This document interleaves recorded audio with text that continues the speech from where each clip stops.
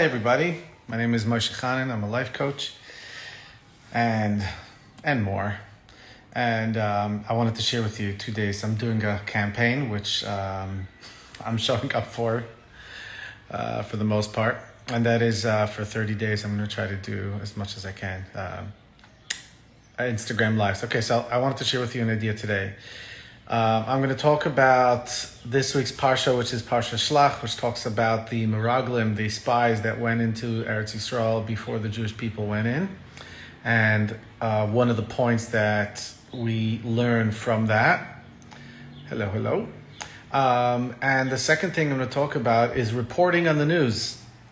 My dear, close, I guess I would call him a friend and coach, he isn't coaching me now, but he was my coach for a while. His name is J.P. Morgan. Can you believe that? J.P. Morgan. Hi. And John Patrick Morgan. So he was my coach. And at one time he was trying to bring home a point for me, which thank God I've been able to share with many others. And it's been incredibly helpful. There was once a news reporter. He noticed that in his town, whenever he would report on a suicide, God forbid, he noticed that the suicides in his town would increase tragically.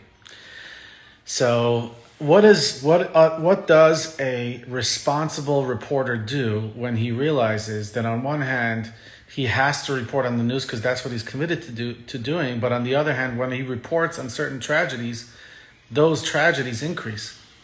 So I believe that that's what gave birth to the idea that anytime you see in any responsible news outlet that reports on tragedy, specifically suicide, they will put the resources available for people who are struggling with suicidal ideation. And they would put the resources, if they're really responsible, they'll put it in big bold letters up on top. If they're not as responsible, they'll probably put it in small letters on the bottom or not at all. So what we can learn from this is that you can report on the news, but just know that when you report on the news, it creates and it has an impact. And this is most important, reporting on the news. Why is it so important? Because that's what we do all the time. That's what we do all the time, especially when we're on the journey of improving ourselves. We'll be speaking to mentors and to therapists and to friends.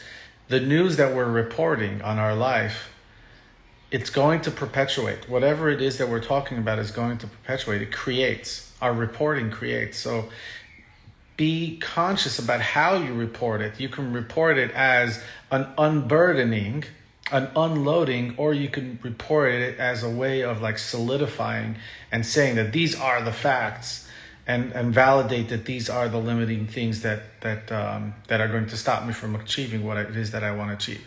So what does this have to do with the Parsha? Well, the Meraglim were sent into Eretz Yisrael to just tell us what's there and come back. The thing that they were not supposed to do, which is why they got punished, was that they came to a conclusion based on the news. And the conclusion that they came to was that, we're not going to be able to get there. It's not going to be good. We're not going to be able to overcome them. And that's not their job.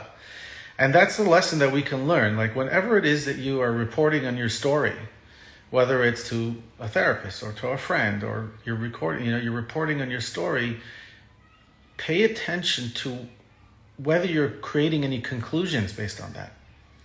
Because this happened to me, therefore I am now limited forever. Be careful not to add a sentence yourself. Like don't conclude something limiting based on your story. All right, so that's my message for today.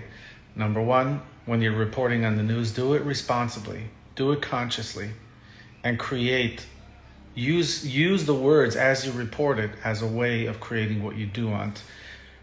Because instinctively and unconsciously, you will very likely be creating what you don't want. With that, much love. Wishing you a great day and a beautiful Shabbos.